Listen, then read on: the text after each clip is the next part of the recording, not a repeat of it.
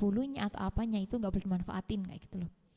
Itu nanti barang siapa yang meninggalkan tidak mengkonsumsi daging babi ataupun anjing, itu nanti dia akan mendapatkan pahala. Tapi barang siapa yang mengkonsumsinya atau memakannya, itu nanti akan mendapat dosa. Ini dengan catatan ya tidak dalam keadaan darurat. Darurat itu terdesak.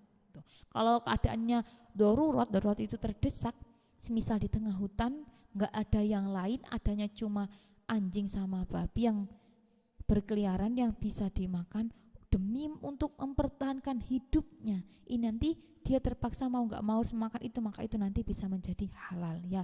Ini yang saya bahas hukum dasar, bukan hukum-hukum yang mencabang, bukan masalah-masalah yang mencabang atau ruksoh-ruksoh yang ada. Jadi saya lebih membahas ke hukum dasarnya seperti itu.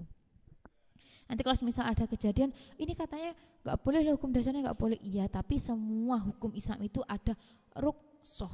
Ruksoh ada dengan adanya catatan tertentu, bukan asal mengambil ruksoh, asal menghukumi bahwa kita nggak mampu.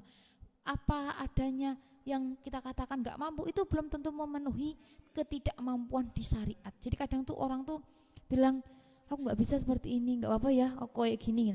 Itu padahal dia masih mampu kayak gitu loh. Di catatan syariat sama anggapan orang atau diri kita sendiri itu beda, belum tentu sama kayak gitu.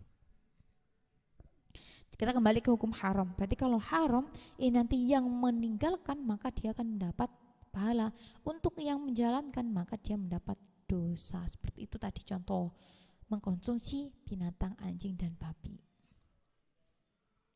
Al makruhu utawi kang aran makruh. Ini memasuki hukum yang keempat ya. Al makruhu utawi kang aran makruh, huwa hiya makruh. Iku ma perkara yusabu kang den ganjar sapa tarikuhu wong kang ninggalake ma, wala yu'aqabu lan ora den siksa sapa fa'iluhu wong kang agawe ma. Jadi yang keempat itu hukum makruh. Makruh ini kebalikan dari sunnah ya, kebalikan dari sunnah. Makruh itu adalah setiap perkara yang apabila seseorang itu meninggalkannya maka dia akan mendapat pahala, dan barang siapa yang menjalankannya atau melakukannya dia tidak akan mendapat siksa. Jadi kebalikan, kalau sunnah kan dia dianjurkan untuk dilakukan. Jadi kalau yang melakukan mendapatkan poin plus atau pahala tambahan, kalau tidak ya tidak mendapat siksa, karena ini istilahnya semacam poin plus gitu. Ini sama makruh, cuma bedanya kalau ini meninggalkan kita malah mendapat pahala. Dia mendapat poin plus kalau kita menghindari, meninggalkan, tidak melakukannya. Tapi kalau kita melakukannya, ini akan ini tidak akan mendapat siksa atau dosa. Contoh nih seperti halnya merokok itu. Kalau merokok ini hukumnya makruh, gak apa-apa. Kalau merokok juga gak dosa kok. Kalau meninggalkan itu mendapat pahala. Itu yang dinamakan makruh. Yang terakhir dalam hukum Islam itu mubah. Al mubahu utawi kang aran mubah, huwa hiya mubah iku ma perkara layu sabu kang ora den ganjar sapa fa'iluhu wong kang agawe ma, wala yu'aqabu lan ora den siksa sapa tarikuhu wong kang ninggalake ma.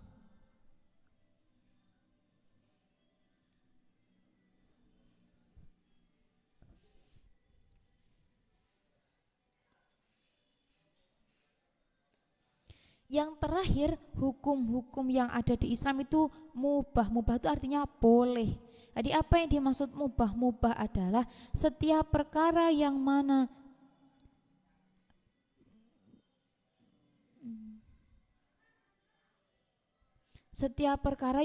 nanti tidak akan mendapatkan pahala apabila dilakukan dan tidak mendapatkan siksa apabila ditinggalkan. Jadi boleh gitu loh. Silakan aja gitu.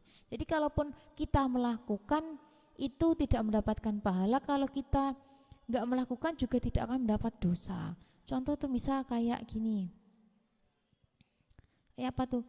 kita melakukan jamak qashar sholat gitu. Tapi ketika catatan itu sudah memenuhi ya, memenuhi farsah yang telah ditentukan, boleh melakukan jamak qashar itu.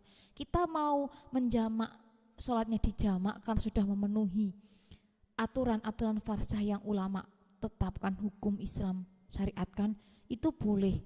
Tapi kalau kalian mau dilakukan secara sesuai waktunya, semisal setiap waktu sholat berhenti di masjid gitu, itu nggak apa-apa, juga nggak mendapat siksa kok gitu. Jadi cuma itu tuh kayak apa ya, rukhsah, keringanan. Jadi kita diperbolehkan untuk menjamak, mengqashar sholat ketika di perjalanan. Kadang kan kita naik kendaraan nggak bisa ya, kendaraan kalau umum kadang nggak setiap waktu tuh berhenti, kalau kendaraan pribadi mungkin masih bisa itu.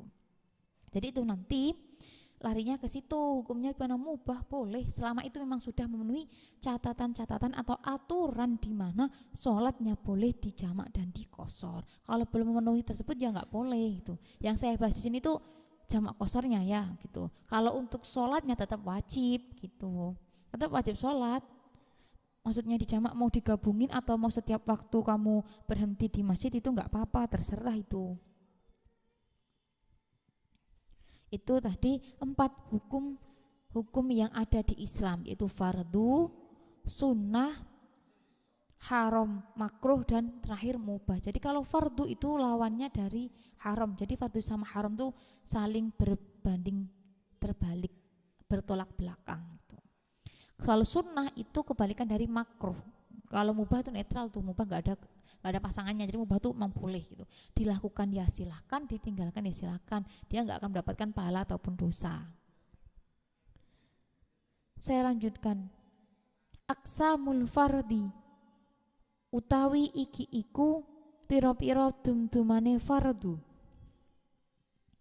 Al fardu utawi fardu iku kismani, duweni rong bagian, rupane fardu ainin, fardu ain, wa fardu kifayatin, lan fardu kifayah.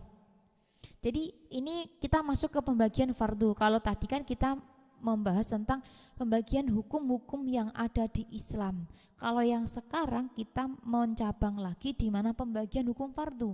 Jadi fardu tuh enggak cuma satu ya, ada dua bagian. Yang pertama itu fardu ain, baru yang kedua tuh fardu kifayah. Emang bedanya apa? Nanti di bawah kita jelaskan, bahas satu-satu. Fardul aini utawi kang aran fardu ain, huwa ya fardu ain iku al wajibu kang wajib ala kulli mukallafin, ing atase saben-saben wong mukallaf, apa fi'luhu nglakoni wajib, wa idza fa'alahu, lan ing dalem nalikane nglakoni ing wajib sopo al-ba'du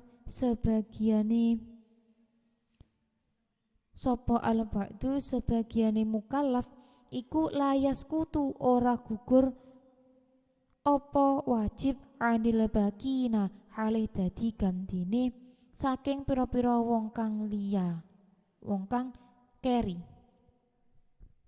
Fardu ain yang pertama, fardu tadi kan ada dua pembagian. Yang pertama fardu ain, yang kedua fardu kifayah. Untuk yang pertama itu tuh fardu ain. Fardu ain adalah setiap perkara yang diwajibkan pada setiap umat Islam, setiap orang mukallaf. Orang mukallaf tuh yaitu umat Islam balik berakal, itu sehat kayak gitu.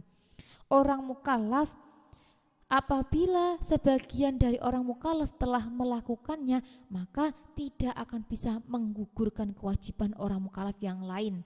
Maksudnya tuh kayak gini, ini kan wajib untuk per individu. Jadi kalau fardu ain itu wajib per individu seperti sholat 5 waktu. Jadi kalau di sini tuh maksudnya tidak bisa menggugurkan kewajiban yang lain. Misalnya satu keluarga, ini di mana ayah sama ibu sholat, kemudian anaknya gugur untuk kewajiban sholatnya, ini nggak bisa seperti itu ya.